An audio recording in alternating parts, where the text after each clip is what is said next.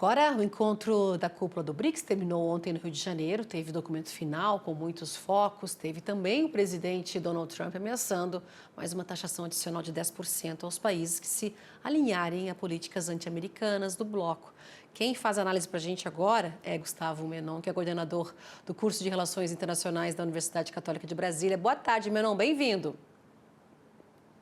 Boa tarde, Simone. Boa tarde a todos os nossos telespectadores do AgroMais. Sempre um prazer e uma grande honra falar com todos vocês.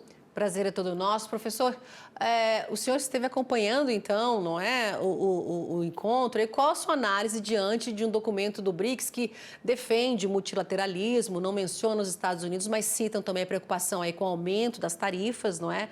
O documento também condena ataques contra o Irã, não fala em Israel também nem nos Estados Unidos e, como já o esperado, condenam a Ucrânia e nenhuma linha aos ataques da Rússia, que está em guerra com o país, com a Ucrânia. Como é que o senhor analisa, então, esse encontro?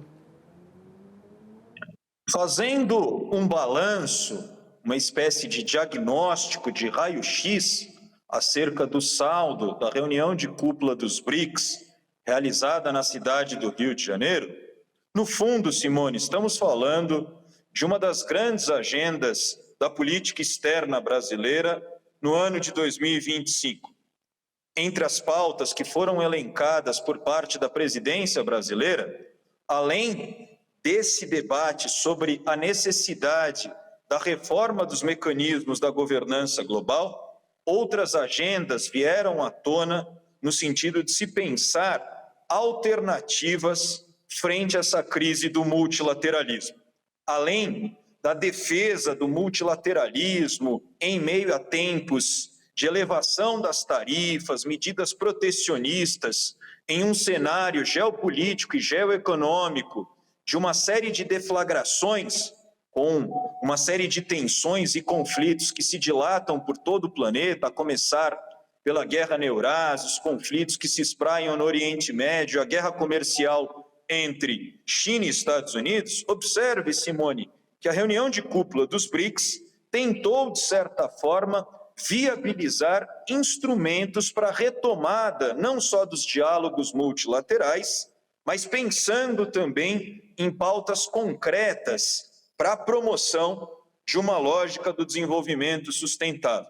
Entre os temas que foram pautados pela presidência brasileira, vale destacar aqui todo o debate sobre a governança da inteligência artificial, isto é, uma inteligência artificial direcionada às pessoas e não concentrada apenas na mão das Big Techs, e também o fomento de complexos industriais da saúde. O presidente Lula foi bastante taxativo ao chamar a atenção do ponto de vista da orquestração dos orçamentos, um orçamento direcionado ao desenvolvimento e não à guerra, fazendo uma crítica explícita à elevação não só dos orçamentos na União Europeia, na OTAN, destinados à guerra, mas também em propostas concretas para se pensar o combate à fome e às desigualdades em suas múltiplas dimensões e também para mitigar os efeitos dos impactos das mudanças climáticas,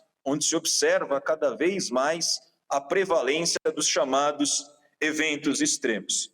Nessa reunião dos BRICS, na reunião de cúpula, pudemos também observar como que esses atores do chamado Sul Global, das economias emergentes, tentaram então reorquestrar essas alternativas de financiamento e desenvolvimento. Isso passa pelo debate sobre a composição do novo Banco dos BRICS, chamado Novo Banco do Desenvolvimento, e como que esses atores do Sul Global evocam a necessidade de reformar uma série de instituições e a própria composição do sistema internacional, que já não reflete mais a lógica do desenho da arquitetura institucional datada do século passado.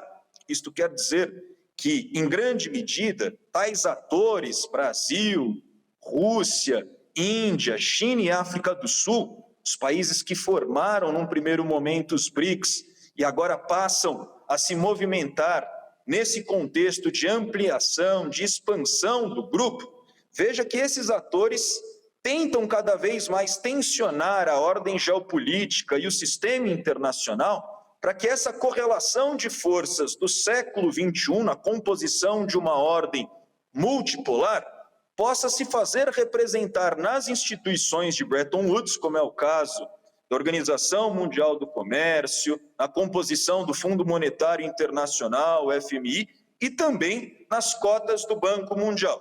Além disso, há toda uma tentativa de resgate do sistema ONU, onde, de fato, Simone, estamos observando uma série de colapsos desse sistema multilateral, onde se faz necessário viabilizar propostas, medidas, projetos concretos que possam efetivar a construção de um mundo ambientalmente sustentável, socialmente justo e economicamente viável.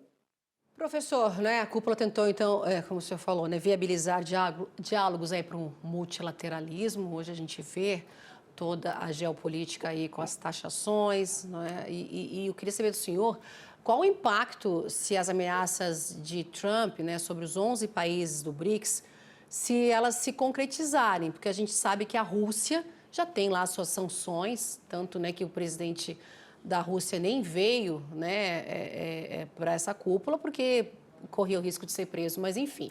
Mas tem Brasil, né, professor? Tem Índia e tem a China também. E eu te pergunto, pode trazer uma instabilidade aí para o grupo? Excelente pergunta, Simone. De fato, quando nós analisamos as respostas do chamado Ocidente, em especial dos Estados Unidos, a realização da cúpula dos BRICS na cidade do Rio de Janeiro, Donald Trump faz essa ameaça de sobretaxação. A aposta do governo dos Estados Unidos é essa aposta em tentar conter o crescimento chinês dos últimos anos, das últimas décadas, em especial em meio a essas disputas da corrida tecnológica. Como que o Brasil, de certa forma, tenta manter, Simone, uma equidistância pragmática. Isto quer dizer, o Brasil tenta firmar políticas de cooperação sul-sul com essas economias emergentes, mas, ao mesmo tempo, por outro lado, sem abandonar essa vocação dos diálogos multilaterais na relação norte-sul. Isso passa necessariamente por uma série de rearranjos institucionais. É o caso, por exemplo, da presidência brasileira à frente do Mercosul no segundo semestre de 2025, assumindo a liderança pro-tempore do Mercosul, onde o grande norteador, o grande elemento a ser discutido, a ser negociado, trata-se da ratificação do acordo entre União Europeia e Mercosul. E veja que o Brasil está muito atento a essas tensões que afetam o planeta, essas disputas no sistema internacional, que acabam, de certa forma, fragmentando uma série de iniciativas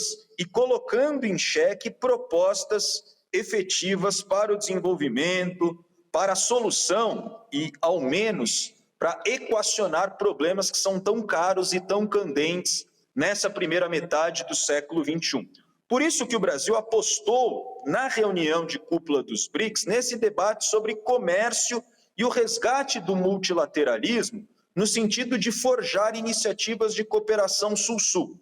Isso passa, como se sabe, Simone, pela concessão de créditos, pela formulação de investimentos que possam atender lá na ponta, possam se capilarizar esses investimentos em projetos vinculados à soberania alimentar, soberania energética, projetos que possam fazer uma transição energética justa e possa combater a fome, combater as desigualdades em suas múltiplas dimensões, não só acelerando o cumprimento dos ODS, dos 17 Objetivos do Desenvolvimento Sustentável, mas como reativar essa Agenda 2020 2030 nos próximos anos, sabendo que essas tensões, que esses conflitos podem comprometer o futuro da humanidade nesse movimento da primeira metade do século XXI. Precisamos aguardar também, Simone, como que essas agendas serão equacionadas daqui por diante por parte da política externa brasileira,